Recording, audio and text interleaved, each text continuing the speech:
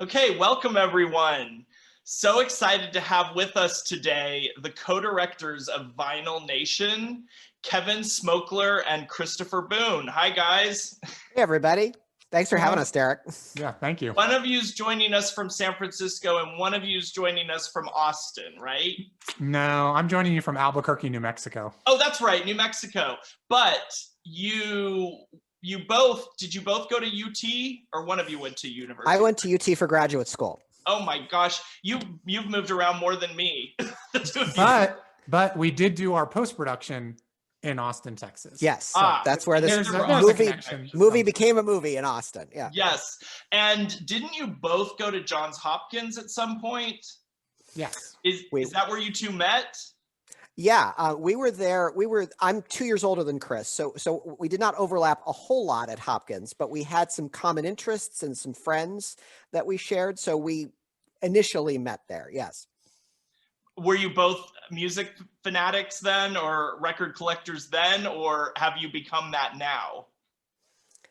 I think Chris, Chris is a singer. Chris was in the most prestigious a cappella group on campus, and I am not a singer. And I was the person who had stacks and stacks of CDs on every surface in our little dorm rooms. I never saw Chris's dorm room, so he might have too. But I know that he has actually put in time working at a record store. I have not. And then it was when we started talking about this film all these years later that we found out we had both had not exactly synchronous, but definitely parallel journeys to bringing vinyl back into our lives. Neither one of us are old enough to have been present when vinyl was the only way you listened to music. You know, I'm old enough to still have my 45 collection. I used to collect the smaller discs.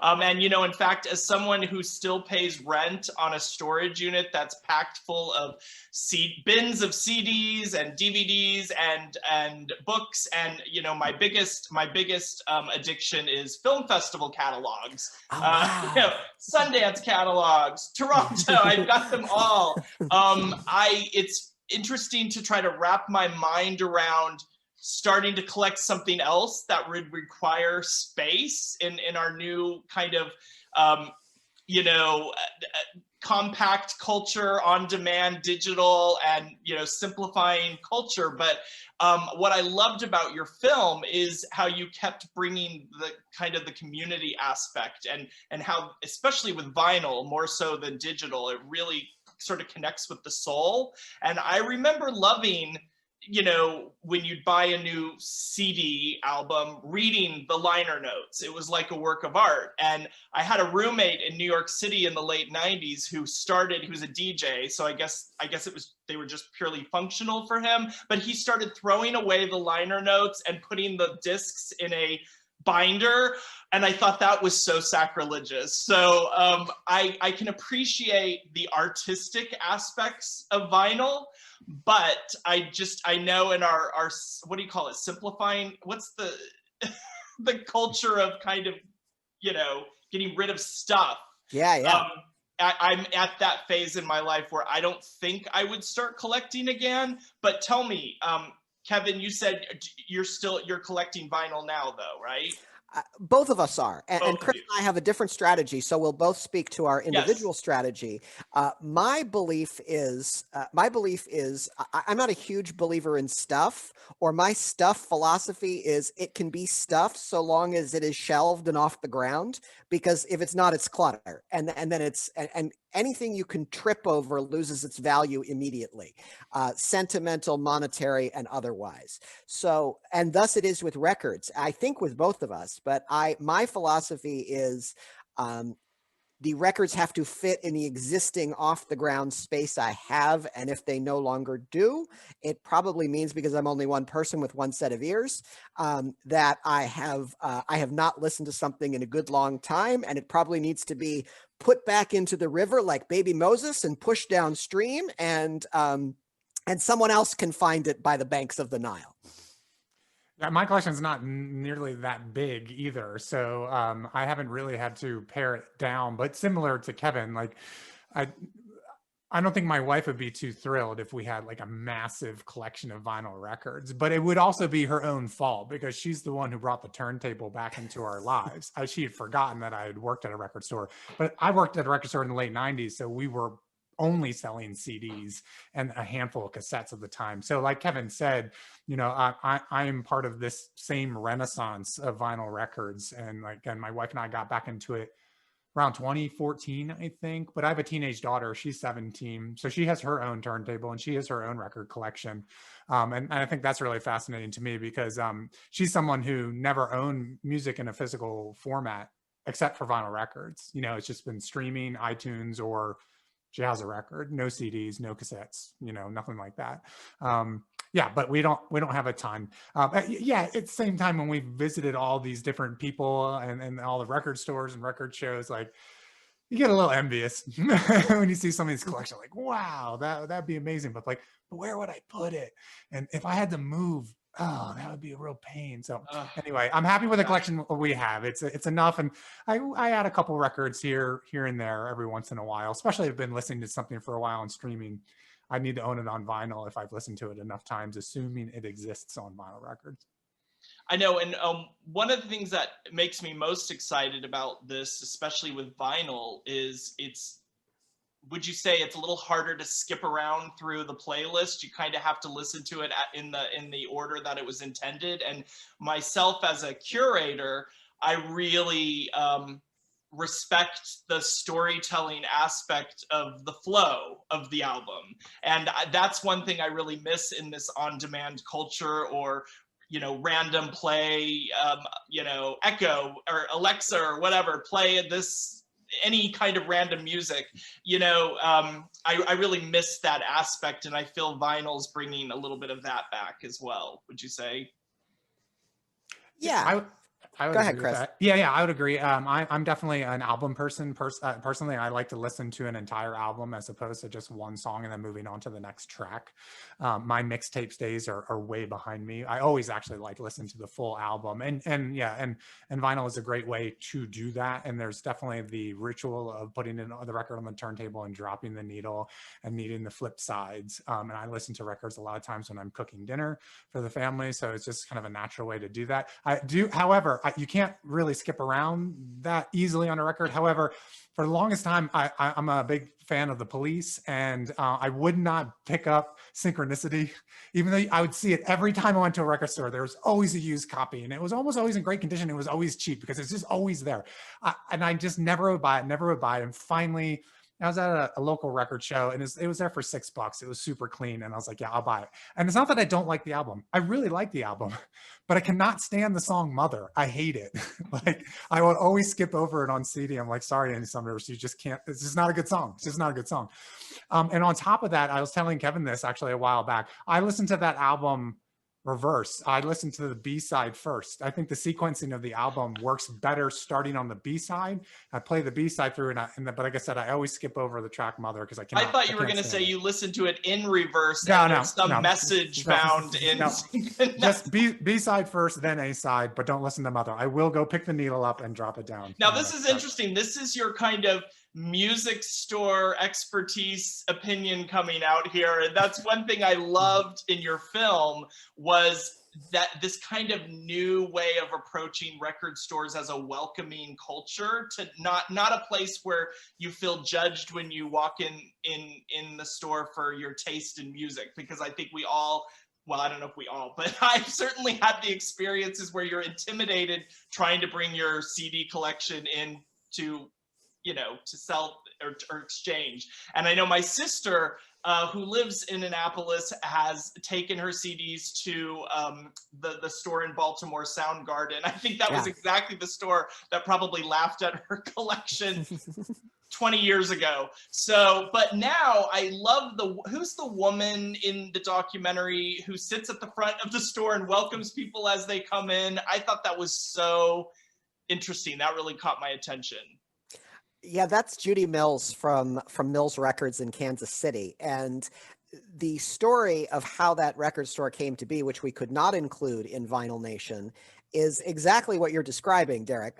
Judy was at a stage in her life where she wanted to purchase new vinyl. New vinyl was becoming increasingly available, and she would go to record stores in Kansas City and ask for it, and they either didn't have new vinyl at all, or they scoffed at her for wanting something that wasn't 40 years old and dusty and $200 mint condition or something like that. And so she's like, well, that's ridiculous. Like, I'm not the only one who wants new albums or newly released albums on vinyl. There's an opportunity here. And she opened Mills Records, and lo and behold, hundreds of people line up on record store day 24 hours ahead of time, sometimes 48 and 72 hours ahead of time, to do their record store day shopping at Mills, because it's that kind of place. And everybody feels welcome there. Judy is a really good example of what we believe and what we hope we showcased in the movie is a growing phenomenon, which is the product of the comeback of vinyl records, which is going to a record store and being scoffed at or laughed at is kind of weird now. It's not normal anymore, because records are normal now, which is great. When records were a odd thing that odd people did, see High Fidelity, for example. Yeah. Of course, if you weren't odd enough, you were excluded from the club, and you felt going into a record store like Championship Vinyl and High Fidelity, you were barging in the door of someone else's clubhouse if you didn't fit. That movie was 21 years ago. The novel is even older than that. And the experience in record stores that Nick Hornby based the novel on is even older than that. So we are all talking about a pre-vinyl Renaissance phenomenon. The vinyl Renaissance, we are happy to report, and is more than evident in our movie, has made record stores and record buying and ownership a much more friendly and convivial affair, and we couldn't be happier about that. Yeah, because, just I think when I was living in New York City, I did walk into Other Records, which is portrayed in your film, and maybe it's a nicer, more welcoming place now, but when I walked in there, I think I kind of turned back around because I realized I don't recognize a single artist in this collection, which is cool because, clearly they are tapped into a very interesting subculture, or specifically of music. But, I had my days in the early 90s in college where I would go to kind of a cool hip import, and it was a CD store. And I think, gosh, these CDs that I spent so much money on just because they were in limited demand and they were imports, and it's just a piece of plastic, and I laugh now because so many of those import tracks you can just get on YouTube for free. So it is almost like a mentality of supply and demand back then. But I think with vinyl, it is more of a tangible keepsake. And one thing I thought was interesting in your documentary was how even the record player itself has become an object of art. And I thought it was so funny that Urban Outfitters was selling these little cool record players. I mean, how much do you think they played a part in this vinyl comeback? Or do you think they were responding to the vinyl comeback? What came first? They have a big part in getting young people, especially young women, interested in vinyl records again. I mean, we talked to a number of people who were in our documentary, who, like, when they were teenagers, like, they would start to see pictures first on Tumblr, then on Instagram of basically bedroom setups. And it would be like an exposed brick wall. You'd have your twinkly lights. And then over on a little table or a little nightstand would be a Crossley Cruiser, one of the suitcase turntables flipped open. And a lot of young people, especially a lot of young women, really responded to that look, that aesthetic, and wanted to own that. And so Urban Outfitters was a natural fit for that. I mean, we have Becky Wilson, who works at Urban Outfitters, and she is their buyer for vinyl records, talk about, when they first started to bring in vinyl records, they had like one record. They're like, why do we even have this? Like, who's going to buy it? But then when they partnered with Crossley, they realized just there were a lot of young people that were coming in who wanted to start to buy records again, basically because they had seen these things and they thought it looked cool. This would be really fun. And so they do have a huge hand in that, and Crossley as well. And a lot of people like to look down on Crossley turntables, especially the Cruisers. That, oh, they don't sound as good. Oh, they'll wreck your records. Not really. But a lot of the audiophiles really like to kind of crap on them. But we wanted to make sure that we had them in our story because they do play this part. Because when you have young people kind of demanding new vinyl, all of a sudden all the major record labels wake up again and go, huh, there's a market for this stuff. So they start pressing it again. They start pressing current artists. They start reissuing things. It becomes a lot easier to find vinyl records. So maybe some of those old stodgy record store owners didn't like it when these young teenagers are coming in asking for new vinyl, but it's the reason why records are more readily available. And then also people who didn't want to own them anymore were liquidating their collections and now use vinyls. It's a whole big trend, not just for the old time record collectors, but for the young people who've gotten back into records again. So I think Urban Outfitters and Target and Crossley all together kind of have a big hand in that. They introduce people in a way to records that's a lot easier to access from a money standpoint. You know, you can buy a Crossley turntable and an album for not that much money from an Urban Outfitters. Yeah. Well, and I think one of the things I love the most about your film, there's multiple things because your film covers so many different topics. It's fascinating. It's the ultimate comeback story. You know, they say Hollywood loves a good comeback story. And I think my favorite part that really connected to my soul was Mark Michael's story with United Record Pressing in Nashville and how he was on the verge of bankruptcy, but then suddenly this happened and then he had to build a much larger, newer plant. So can you talk a little bit about how you discovered the different various subjects for your documentary, and especially that one? Did you always know that was going to be in the documentary from the beginning, his story? What was the first story, the gateway drug that led to this documentary? There were many. We found everybody in the movie is a degree or two of separation away from someone we knew. And that was because we at the very beginning, we had kind of a no celebrities rule in our movie because we thought calling it Vinyl Nation meant it was more of a democratic story than that, small d. And also, given our time and resources to make this movie, we didn't see ourselves having a lot of flexibility in our principal photography schedule and being able to rearrange things if a famous person had to cancel or something like that. So we dealt exclusively with ordinary people, and I think it's truer to the spirit of what our movie is about. And the different stories came about because Chris and I had a sort of list of 6 or 7 categories of the kinds of people we wanted to talk to. You know, people who made records, people who made music, people who shared records with their kids, people who were under 25 and therefore not part of the original heyday of vinyl. And then we went about filling those buckets as much as we could with people who did not seem typical examples of any of those categories. Oh, Logan, Melissa. Yeah. I mean, there are the people that love to redesign the photo shoot of the album cover. Her story was fascinating. You could do a whole short film just on her. You know, I want to go. Can I drive up to Ventura? Will she let me see her entire collection? I want to see all of her, you know. Her entire collection of album art recreation is available on her Instagram channel, which is Hype57, all spelled out. Her records are amazing. I think it helps that Chris and her tastes overlap. But she does not. Logan is not a vain person. She does not have every photograph, you know, that she's done of an album creation framed and posted on the wall somewhere. Logan, we did not know. Logan, we read an interview of in a great coffee table book called Dust and Grooves about record collectors. And we thought, man, what an interesting person who isn't just sort of hoarding albums because they love music or they love collecting things, but is actually a sort of 21st century manifestation of the love of vinyl records. And then we reached out to her because of that interview.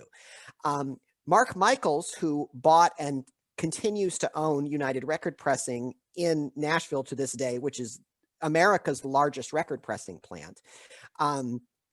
Because of the comeback of vinyl, now runs a factory that is the size of I don't know, 2.5 football fields, perhaps. Whereas some of the different record pressing plants we went to had 4 press machines, or Quality Record Pressing in Salina, Kansas has, I believe, 18 or 20. United Record Pressing has 46.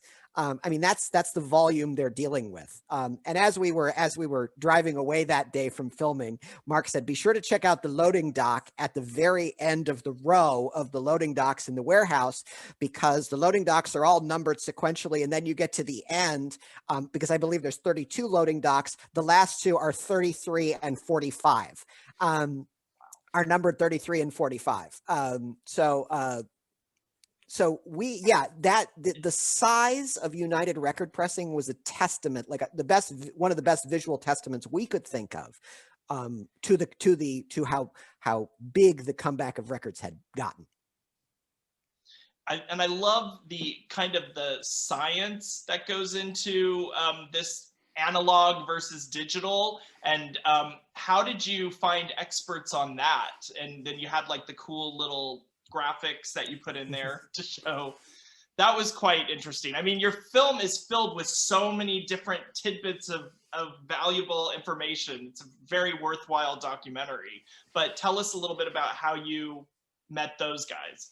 Well, whenever we would talk to just random people that we were working on this documentary, that, oh, we're gonna make a documentary about vinyl records. The first thing that anyone ever asks us is, well, do vinyl records really sound better? And so we're like, okay, well, we'll have to ask everybody that we talk to their opinion on this. And we left the question that way. And it was fun to see some people were like, well, better than what? So like, let's actually make the comparison, because nobody actually says better than what.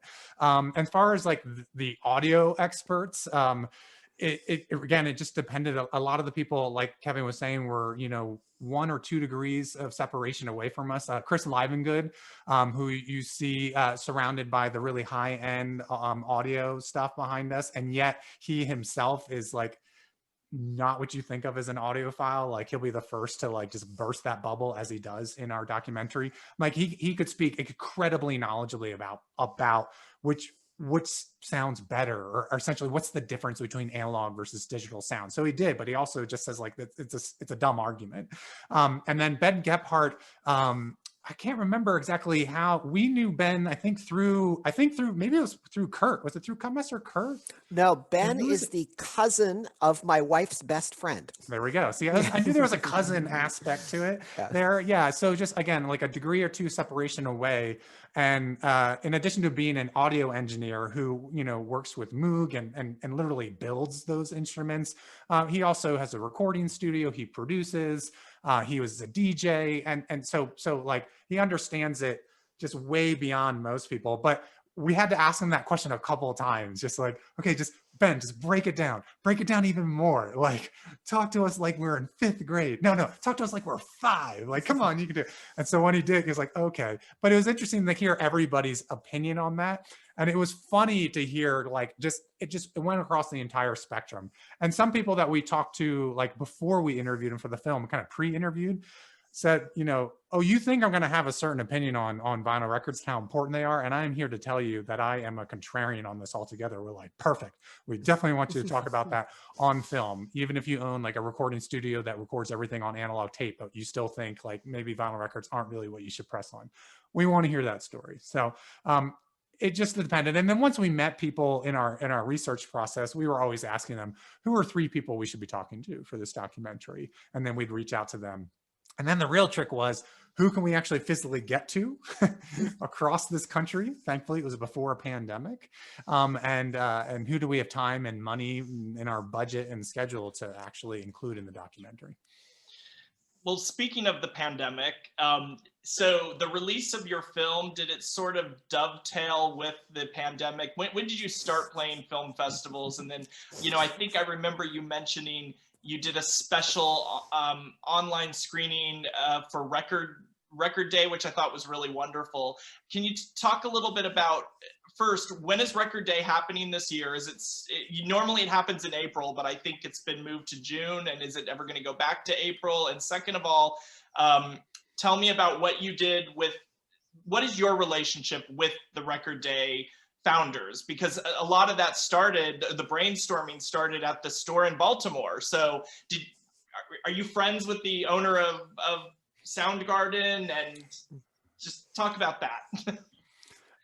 Yeah, so in terms of Record Store Day, this year it's actually not going to be one day, it's going to be 2 days, just to help people space out a bit. And so there'll be different records dropped on different days. So they're all going to be on June 12th and July 17th, I believe, are the 2 days for that. And in terms of our relationship with Record Store Day, as you can see in the film, Brian Burkert, who's the owner of the Soundgarden, talks about how they had an initial conference to kind of help resurrect record stores, and they came up with the idea for Record Store Day at that conference. And so we shot his little story there. But ever since, and we were supposed to interview Carrie Colleton, who's one of the current organizers of Record Store Day. And because of delays in our flight schedules and just very tight scheduling, having to get through multiple cities in 1 week, we weren't able to interview her. However, we finished our film in February 2020, and then boom, the pandemic hit. So we were hoping to screen it maybe at festivals in the spring and take it out and do a road show in all the cities where we had filmed, and that didn't happen. And then at the same time, all the record stores were closed, and Record Store Day is usually in April. So the pandemic hit 1 month before Record Store Day. That is their biggest day of the year, as you hear from our film. It's when a lot of record stores go into the back. It's black. It is bigger than a Black Friday for them, even though there is a Record Store Day Black Friday event. It's a huge deal for them. So to be closed on what would have been Record Store Day was a huge blow to all of them. So we reached out to the Record Store Day organization in March, April timeframe of 2020 and said, listen, we have our documentary and nobody's seen it. Like, it hasn't played at a festival. Nobody's seen it. We want to help record stores out. Would you partner with us? And can we do a fundraiser with record stores? And we'll have record stores sell tickets to their customers, and they'll keep 100% of the proceeds. And then for one weekend only, which would have been Record Store Day weekend in April of 2020, we'll release the film just to those people to watch for 48 hours, and then it's gone, and then it's done, and then we'll figure out our release strategy after that. So we partnered with 200 record stores around the country, and they collectively sold $37,000 worth of tickets, and they got to keep all that money. And when normally they would have been open for that event, instead they watched this movie, and we just got a really good response from both the record store owners and the audience who watched it then, because everyone really wished they were at record stores that weekend. Mm-hmm. So here was like it was a small substitute, but we brought a little bit of joy kind of back into people's lives at a really scary time, I think, for this pandemic, when nobody knew what was going on. And, the irony is, and since then you've been playing other festivals with your film, but you're sort of having the digital festival experience instead of the analog festival experience. We all hope to be back in person in theaters. So hopefully even Annapolis Film Festival next year will be back in regular screening venues. So, but anyways, we're so glad you were able to join us for this, and hopefully, your documentary will probably reach out and bring a whole new audience to the Annapolis Film Festival. Who knows? It's like, share the love. We certainly hope so. And one of the things, when we were putting the applications together, when we were putting our list of applications together, that was my responsibility. And I said to Chris, I have a sneaking feeling, like when we did our first initial screening, we heard from towns big and small all over the country, and people would say things like, you've never been to Ketchum, Idaho, but we love our record stores and our live music venues here in Ketchum. And I'm like, Chris, there is a Ketchum in every state in the union, and they all have film festivals, and any place where people love records and love music, we should be, because those are our people. And so when we were putting together the list, Chris and I probably both have memories of being Hopkins students, and you find someone with a car and you're like, let's drive to Annapolis on a warm late spring day. Let's eat something bad for you by the side of the water, and like let's go, let's go to the Soundgarden of Annapolis. Like every Hopkins student had that experience. And so Annapolis is a very warm place in our heart, as anybody who spent time in Maryland, particularly formative time like the two of us did. And we know Annapolis is a town like that. And not just because of Good Charlotte or someone like that. Like, we know Annapolis is a town where people love their music and their movies. And so that's a town where we and our movie belong. Well, great. So just to finish off, I didn't properly introduce the two of you, but Kevin Smokler is the author of 3 books about pop culture, including most recently Brat Pack America, a love letter to 80s teen movies. Are these on where are they available to buy, and should people check out your website? Wherever fine books are sold, digitally and in real bookstores. And I'm just kevinsmokler.com. Great. And Christopher Boone, who previously directed the narrative feature Sense from his Nichols Fellowship semifinalist script. He's also a contributing writer to No Film School, so people can read your articles there. And do you have a website, Chris? I don't have a dedicated website, no, but just encourage people to go to our vinylnationfilm.com to follow us, and also on social media. We're on Facebook and Instagram at vinylnationdoc. Kevin runs both of those channels. He does an excellent job there. Great. And Logan Melissa's Instagram handle again, so I can check out her. Height57, all in letters. Height57. Yeah. I want to go see her entire recreations of album covers. So thank you again. And viewers at home, I just encourage you to don't forget to vote. This film is eligible for an audience award. And thanks for joining us. Tell all your friends about the documentary. Hopefully it'll be released again soon, out maybe this coming record day, so in June. All right, take care, guys. Thank you. Thanks, Derek. Appreciate it. Thank you.